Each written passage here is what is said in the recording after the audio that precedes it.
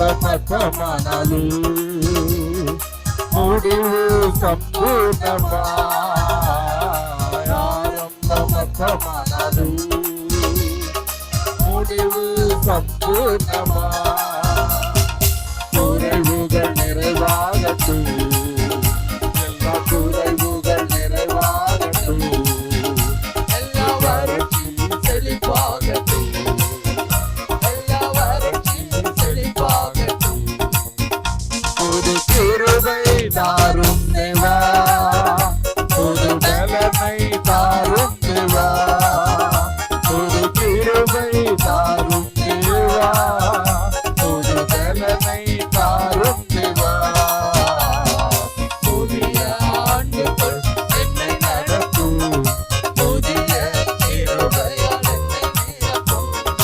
புதிய ஆண்டுகள் என்னை நடத்தும், புதிய கிருபையால் என்னை நிரப்பும்.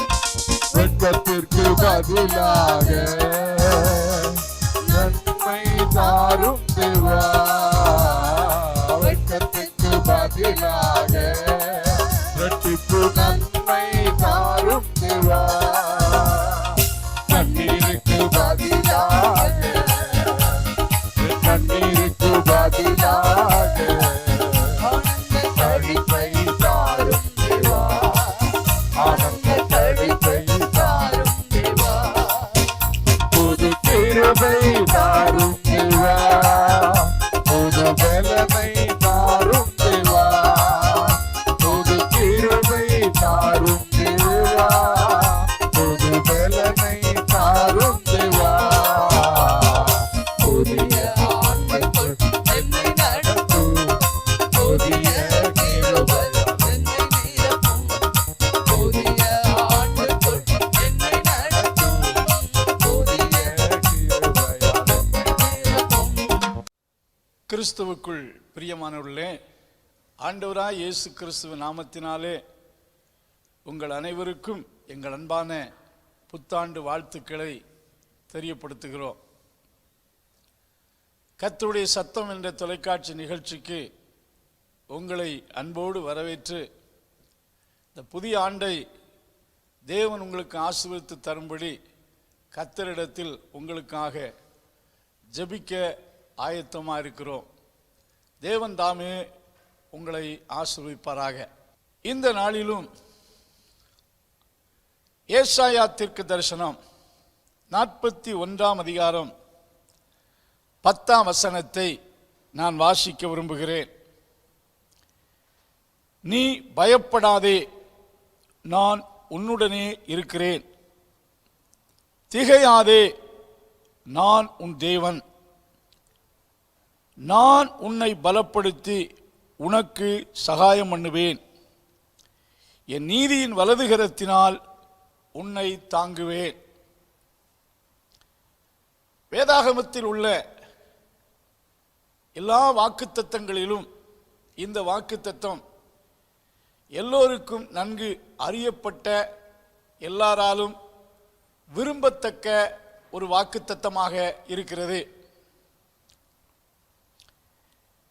இந்த வார்த்தையானது நான் உன் தேவன், நான் உன்னுடனே இருக்கிறேன், நான் உன்னை பலப்படுத்தி என்று சொல்லும்போது தேவன் தாமே டைரக்டாக இந்த வார்த்தையை தம்முடைய ஜனத்துக்கு கொடுத்திருக்கிறார்.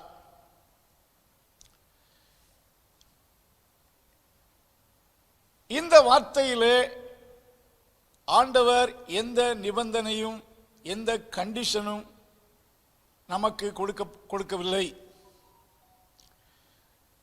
ஒருவேளை முந்தின வசனத்தில் வாசிக்கும் போது என் தாசனாகி இஸ்ரவேலே என்று சொல்லுகையில் இஸ்ரவேல் மக்களுக்கு கொடுக்கப்பட்ட வாக்குத்தத்தம் தானே, எனக்கும் இந்த வாக்குத்தத்தத்துக்கும் என்ன சம்பந்தம், என்ன தொடர்பு இருக்கு என்று நம் மனதில் கேட்கலாம். கலாத்தியர் 3 அதிகாரம் 29 வசனத்தில் வாசிக்கையில், நீங்கள் கிறிஸ்துவை உடையவர்களானால் ஆபிரகாமின் சந்ததியாராயும் வாக்குத்தத்தத்தின்படியே சுதந்திரராயும் இருக்கிறீர்கள். இயேசு கிறிஸ்துவை ஏற்றுக்கொண்டது நிமித்தம் நாம் ஆபிரகாமின் சந்ததியாக்கப்பட்டிருக்கின்றோம். வாக்குத்தத்தமான ஆசீர்வாதங்களுக்கு சுதந்திரவாளியாக்கப்பட்டிருக்கின்றோம். நாம் பிறப்பு நிமித்தம் ஆபிரகாமின் சந்ததி அல்ல, நாம் பிரஜாதிகள் தான். ஆனால் கிறிஸ்துவை ஏற்றுக்கொண்டது நிமித்தம், by accepting Jesus as our Lord, இயேசு கிறிஸ்துவை நம்முடைய ஆண்டவராக ஏற்றுக்கொண்டது நிமித்தம், we are made the children of Abraham, அப்ரஹாமின் பிள்ளைகளாக்கப்பட்டிருக்கின்றோம். வாக்குத்தத்தத்தின் சுதந்திரவாளியாக மாற்றப்பட்டிருக்கின்றோம். முதல் 2 வார்த்தை God's encouraging word to his children. என்ன வார்த்தை? பயப்படாதே, திகையாதே. Fear not, do not be dismayed. பயப்படாதே, திகையாதே. இந்த வார்த்தை தேவ மனிதர்களை திடப்படுத்தவும் தைரியப்படுத்தவும் தேவனிடத்திலிருந்து கொடுக்கப்பட்டதான ஒரு என்கரேஜிங் வார்த்தையாக அது இருக்கிறது. பயப்படாதே என்று சொன்ன ஆண்டவர் அடுத்த வார்த்தை சொல்லுகிறார், நான் உன்னுடைய கூட இருக்கிறேன். I am with you, so fear not. ஆண்டவர் தம்முடைய ஜனத்தோடு இருக்கிறார். ஒரு மேய்ப்பன் தன் ஆடுகளின் நடுவில் தங்கியிருப்பது போல தேவன் தம்முடைய ஜனங்களோடு கூட எல்லா நாட்களும் இருக்கிறார். தேவன் நம்ம கூட இருப்பது, it is not a feeling, but it is true. இந்த வருஷத்தின் ஆரம்பத்தில் we must acknowledge this truth first. ஆண்டவர் நம்ம கூட இருப்பதற்கு அடையாளங்களை தேடக்கூடாது.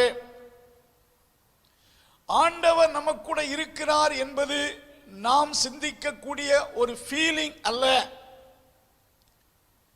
It is true, it is truth. உண்மை. ஆண்டவர் நம்ம கூட இருக்கிறார். தேவன் தமது பிள்ளைகள் ஒவ்வொருவரோடும் ஒவ்வொரு நாளும் கூட இருக்கிறார். இயேசு தம் சீசர்களை பார்த்து ஒரு வார்த்தை சொன்னார், பூமியின் கடைசி பரியந்தமும் சகல நாட்களிலும் உங்களோடு கூட இருக்கிறேன். I am with you all the days.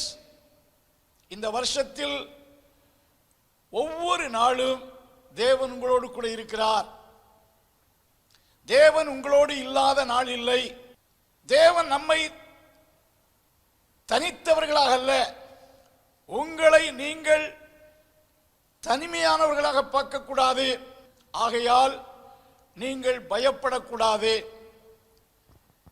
எதை குறித்தும், உங்கள் எதிர்காலத்தை குறித்தும் பயப்படாதிருங்கள் என்பது ஆண்டவர் கொடுக்கின்ற ஃபர்ஸ்ட் என்கரேஜிங் வேர்ட். இந்த வார்த்தை வேதத்தில் சகல தேவ மனிதர்களுக்கும் ஆண்டவரால் கொடுக்கப்பட்ட வார்த்தை. பயப்படாதே, உன் கூட இருக்கிறேன். பழைய புதிய ஏற்பாட்டிலே ஒவ்வொரு மனிதர்களுக்கும் இந்த வார்த்தை கொடுக்கப்பட்டது. இரண்டாவது சொல்லுகிறார், திகையாதே. Do not be dismayed. திகைத்தல் என்பது a strong feeling of disappointments or discouragement. எந்த சூழ்நிலையிலும்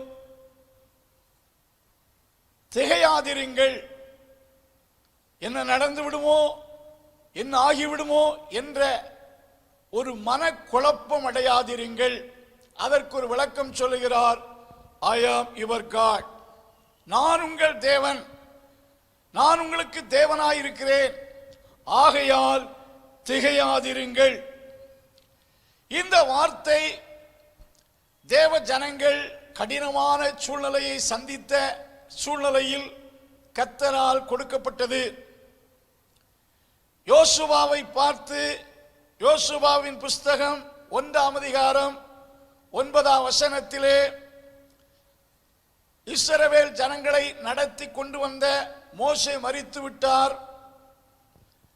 யோசுவாவுக்கு முன்பாக யோர்தானுக்கு அக்கறையில் வாக்கு பண்ணப்பட்ட தேசத்தை சுதந்தரிக்க நிறைய யுத்தங்கள் இருக்கிறது. கானானிய ராஜாக்கள் முரட்டாட்டம் உள்ளவர்கள். அவர்களை எப்படி நான் ஜெயிப்பேன் என்ற அச்சமும் குழப்பமும் யோசுவாவுக்குள் வந்திருக்கலாம். ஆகையால் தான் ஆண்டவர் 9ஆம் வசனத்திலே சொல்லுகிறார், நான் உனக்கு கட்டளையிடவில்லையா? அவர்களை குறித்து பயப்பட வேண்டாம், திகைக்கவும் வேண்டாம், திகையாதே என்பது ஆண்டவர் தம்முடைய ஜனத்துக்கு சொல்லும் வார்த்தை. வேதாகமத்திலே யோசபாத் என்ற ராஜா ஒரு பெரிய பிரச்சனையை சந்திக்கிறார். 3 தேசத்தின் ராஜாக்கள் ஒருமித்து யுத்தத்துக்கு வருகிறார்கள்.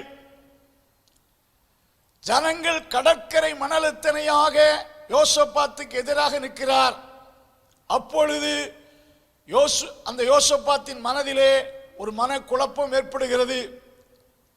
நான் எப்படி இவர்களை மேற்கொள்ளப் போகிறேன் என்று அச்சத்திலும் மனக்குழப்பத்திலும் இருக்கையில் கர்த்தர் அவனுக்கு சொன்ன வார்த்தை என்னவென்று சொன்னால், யோசபாத்தே, நீ பார்க்கின்ற திரளான ஜனத்தை குறித்து திகையாதே, கலங்காதே, நான் உனக்காக யுத்தம் செய்வேன் என்று சொல்லி அந்த திகைத்த சூழ்நிலையில் கர்த்தர் அவனுக்காக பெரிய அற்புதத்தை செய்வதை பார்க்கிறோம். இந்த வார்த்தையை கொடுத்ததான அந்த காலகட்டத்தில் 12ஆம் வசனத்திலே, இதோ உன்மேல் எரிச்சலாய் இருக்கிற யாவரும், ஒரு கூட்ட மக்கள் தேவ ஜனத்தின் மேல் எரிச்சலாய் இருக்கிறார்கள். உன்னோடு வழக்காடுகிறவர்கள், உன்னோடு போராடினவர்கள், உன்னோடு யுத்தம் பண்ணினவர்கள், 4 வகையான பிரச்சனைகள் மக்கள் மத்தியில் இருக்கிறது. எரிச்சலாயிருக்கிறார்கள், வழக்காடுகிறார்கள், போராடுகிறார்கள், யுத்தம் பண்ணுகிறார்கள். இதான் இந்த வார்த்தை கொடுக்கப்பட்ட சூழ்நிலை. அப்படி என்றால் தேவ ஜனங்கள் ஒரு பெரிய நெருக்கத்தில் இருந்தபோது ஆண்டவர் சொல்லுகிறார், பயப்படாதே, திகையாதே, நான் உன்னோடு இருக்கிறேன், நான் உன்னுடைய தேவனாயிருக்கிறேன். இந்த வருஷத்தின் ஆரம்பத்தில் நீங்கள் எந்த சூழ்நிலையில் இருந்தாலும், எரிச்சல், வழக்காடுதல், யுத்தம் பண்ணுதல், சண்டை பண்ணு, இப்படிப்பட்ட விரும்பத்தகாத சூழ்நிலையின் நடுவில் நீங்கள் இருந்தாலும் ஆண்டவர் சொல்லுகிறார், பயப்படாதீங்கள், திகையாதிருங்கள், நான் உங்களோடு இருக்கிறேன், நான் உங்கள் தேவனாயிருக்கிறேன். இந்த வார்த்தை சொல்லிவிட்டு நெக்ஸ்ட் ஆண்டவர் அவர்களுக்கு வாக்குறுதியை கொடுக்கிறார். அன்பாருள்ளே, முதல் சொல்லப்பட்ட வார்த்தை என்கரேஜிங் வேர்ட், அது காட்ஸ் கமாண்ட்மென்ட். இங்கே வாக்குத்தத்தமாக ஆண்டவர் சொல்லுகிறார், நான் உன்னை பலப்படுத்துவேன். தேவ ஜனத்துக்கு கொடுக்கப்பட்ட வார்த்தை என்ன? நிச்சயமாகவே நான் உன்னை பலப்படுத்துவேன். நான் என்பது தேவனை காட்டுகிறது. God is the giver of strength. சங்கீதம் 29:11 வாசித்து பார்ப்பீர்கள் என்றால், தேவன் தமது ஜனத்துக்கு பலன் கொடுத்து சமாதானம் தந்தருளி அவர்களை ஆசீர்வதிப்பார். தேவன் தாமே தம்முடைய ஜனத்திற்கு பலன் கொடுப்பார். ஆண்டவர் உங்களை பலப்படுத்துவார். இந்த வருஷத்தில் ஏதாவது பலகீனம் வந்து விடுமோ என்று உங்கள் பலகீனத்தை குறித்து சிந்திக்காதிருங்கள். உங்களை தேவன் பலப்படுத்துவார். ஆண்டவர் உங்களை ஆவியிலும் சரீரத்திலும் எல்லா நிலையிலும் he is able to strengthen you. சொன்னதை செய்வார். இந்த உண்மையை நீங்கள் தைரியமாய் வாயினால் சொல்லுங்கள். நாம் பலகீனர், we are weak. ஆண்டவர் நம்மை பலப்படுத்துவார். சங்கீதக்காரனாகிய தாவீது சொல்லுகிறார் 18ஆம் சங்கீதம் 32 கர்த்தர் என்னை பலத்தினால் இடைக்கட்டினார். அவருடைய பலத்தினாலே என்னை இடைக்கட்டினார். பலத்தினாலே என்னை இடைக்கட்டினார்.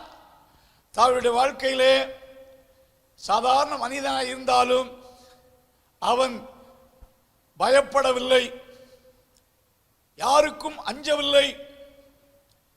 ஆண்டவர் அவனை பலப்படுத்தினார். அன்பானுள்ளே, அவன் சந்தித்த பிரச்சனைகள் நாம் யாரும் சந்தித்திருக்க முடியாது.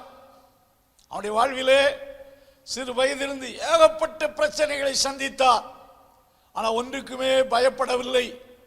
புலிகள் வந்தாலும், கரடிகள் வந்தாலும், காண்டாமிருகம் வந்தாலும், சவுல் ராஜா சேனையோடு வந்தாலும், அப்சலோம் முழு இஸ்ரவேலோடு தன் தகப்பனுக்கு எதிராக வந்தாலும், எல்லா சூழ்நிலையிலும் பயப்படாமல் இருந்தார்.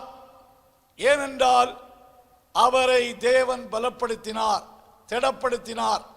இந்த நாளிலும் கர்த்தர் சொல்லுகிறார், உங்களை பலப்படுத்துவேன். உங்களுக்கு எதிராக இருக்கக்கூடிய பிரச்சனைகள் உங்களை மேற்கொள்ள மாட்டாது. உங்களோடு போராடினவர்கள் தோற்கடிக்கப்படுவார்கள். உங்கள் மேல் எரிச்சலாய் இருக்கிறவர்கள் உங்களோடு மோத முடியாதென்று விலகி ஓடுவார்கள். உங்களோடு யுத்தம் பண்ணி யாரும் மேற்கொள்ள முடியாது. ஏனென்றால் God is your strength. தேவன் உங்களை பலப்படுத்துவார். இரண்டாவது சொல்லுகிறார், I will support you. பலப்படுத்துவேன் என்ற வாக்குத்தத்தத்தோடு இந்த வார்த்தை கம்ப்ளீட் ஆகவில்லை. பலப்படுத்தி உனக்கு சகாயம் பண்ணுவேன். God says, I will support you. Yes, I will support you. நிச்சயமாகவே நான் உங்களுக்கு உதவி செய்வேன். அன்பானுள்ளே,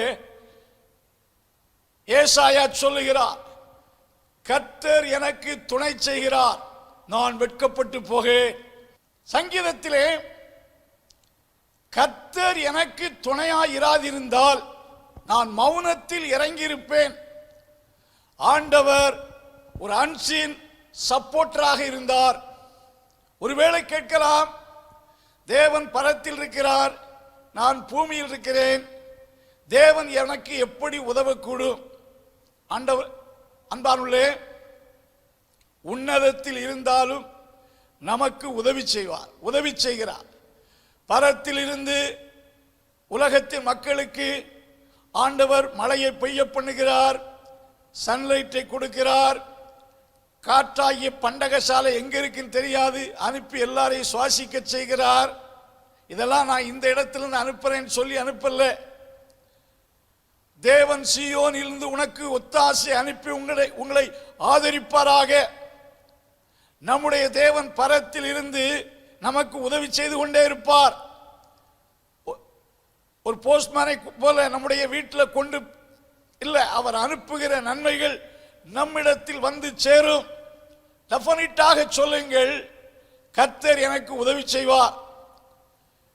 நம்முடைய தகுதியை பார்த்து அல்ல, நிபந்தனைகள் எதுவுமே கொடுக்கப்படவில்லை. God is our சகாயர். எபிரேயர் நிருபத்திலே 13ஆம் அதிகாரத்திலே அப்போஸ்தலனாகிய பவுல் இவ்விதமாய் சொல்லுகிறார், கர்த்தர் எனக்கு சகாயர், நான் பயப்படேன். மனுஷன் எனக்கு என்ன செய்வான் என்று சொல்லலாமே.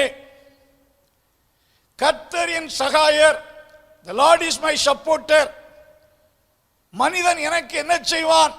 அன்பானுள்ளே, ஆண்டவர் நமக்கு உதவி செய்கிறவர். ஆண்டவர் நமக்கு சகாயராய் இருக்கிறார். தேவனிடத்தில் நமக்கு சகாயம் செய்யும் திராணி இருக்கிறது. God is able to help us. அந்த உதவிகள் எப்படி வரலாம், யாரை கொண்டும் செய்யலாம்.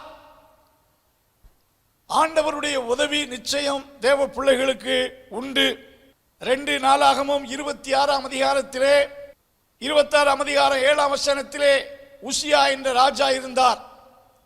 அவர் தேவனை தேடினதான நாட்களில் அவருக்கு தேவன் துணை நின்று அவருக்கு எதிராக வந்த அனைத்து ராஜாக்களையும் தேசத்தையும் தோற்கடிக்க கர்த்தர் உதவி செய்தார்.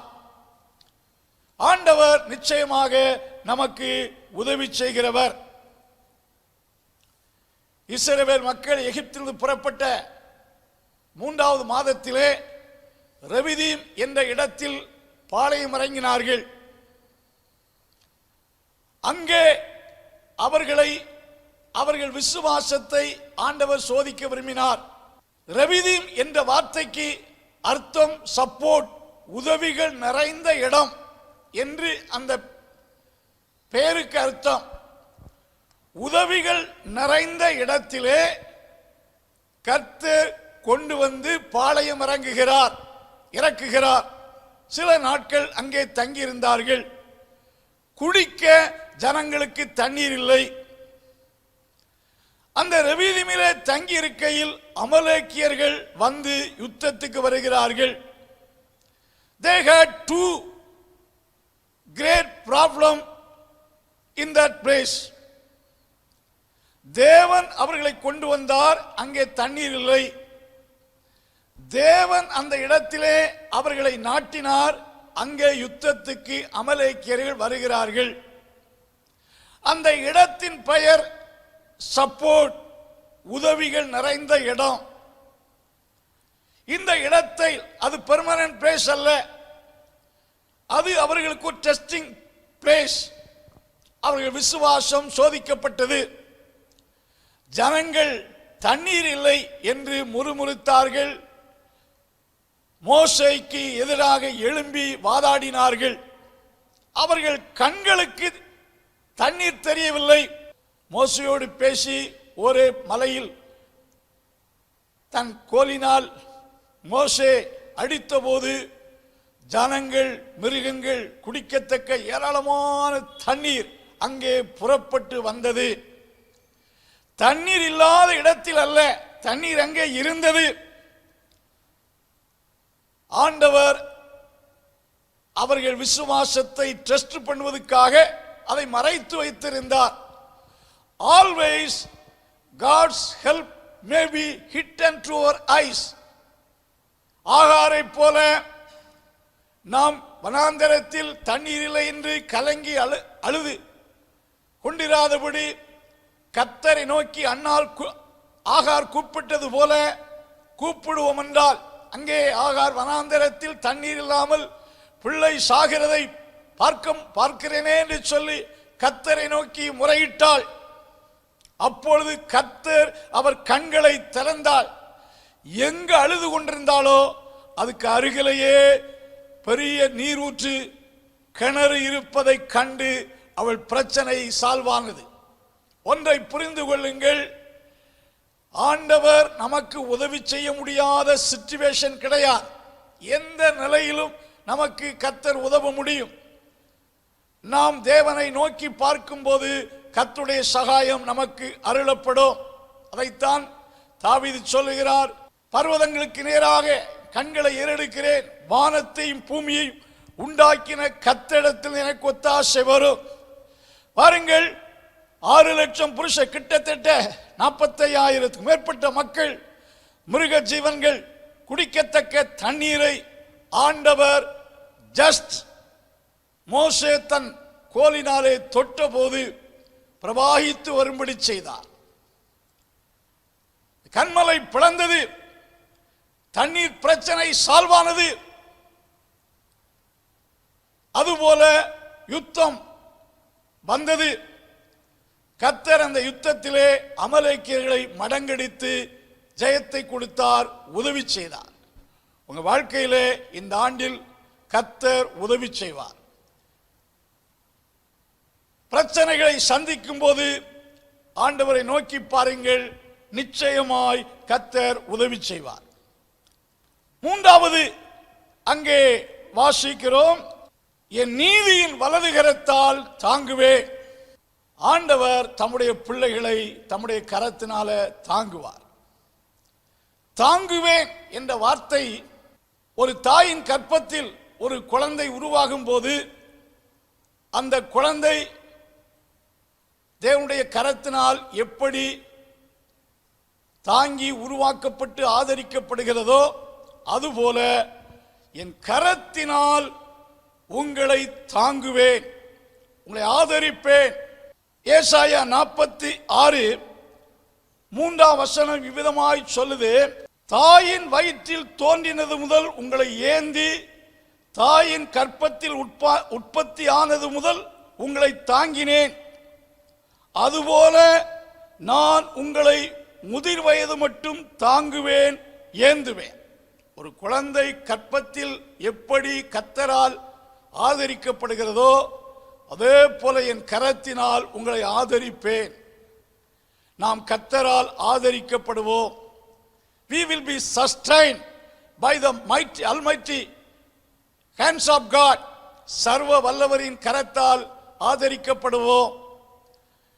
நம்மை உள்ளங்கையில் வரைந்திருக்கிறார். நாம் தேவனுடைய கண்காணிப்பின் கீழ் இருக்கிறோம். ஆண்டவர் இயேசு சொன்ன, நாடுகள் என் கரத்தில் இருக்கிறது, ஒருவன் அதை பறித்துக் கொள்ள முடியாது. என் ஆடுகளை நான் பராமரிப்பேன். ஆண்டவர் சொல்லுகிறார், என் ஜனங்களாகிய உங்களை நான் ஆதரிப்பேன். இந்த முதல் நாளிலே ஆண்டுடைய சத்தத்துக்கு செவி கொடுங்கள். இயேசுவின் நிமித்தம் இந்த ஆசீர்வாதங்கள் எல்லாம் நமக்கு அருளப்படுகிறது. இதுவரைக்கும் இயேசுவை ஆண்டவராக ஏற்றுக்கொள்ளாதிருப்பீர்கள் என்றால் இந்த வார்த்தையின் பலன் உங்களுக்கு கிடைக்காது. கர்த்தர் உங்களுக்கு உதவி செய்ய வேண்டும் என்றால், கர்த்தர் உங்களை பலப்படுத்த வேண்டும் என்றால், கர்த்தர் உங்களை ஆதரிக்க வேண்டும் என்றால், இந்த வாக்குத்தத்தம் ஆபிரகாமின் சந்ததியாகிய மக்களுக்கு, இந்த வாக்குத்தத்தம் கிறிஸ்து இயேசுவை ஏற்றுக்கொண்டது நிமித்தம் இந்த ஆசீர்வாதத்துக்கு நாம் சுதந்திரவாளி. ஆகையால் இந்த ஒன்றாம் செய்தி, இந்த நன்மைகளுக்கு மூல ஊற்றாய் இருக்கக்கூடிய இயேசுவை உங்கள் சொந்த இரட்சகராக ஏற்றுக்கொள்ளுங்கள். இயேசுவுக்கு உங்கள் வாழ்க்கையில் இடம் கொடுங்கள். இயேசு கிறிஸ்துவின் நிமித்தம் ஏசாயா 41:10 இந்த வருடம் முழுவதும் உங்கள் வாழ்க்கையில் கர்த்தர் நிறைவேற்றுவாராக. கர்த்தர் ஆசீர்வதிப்பாராக.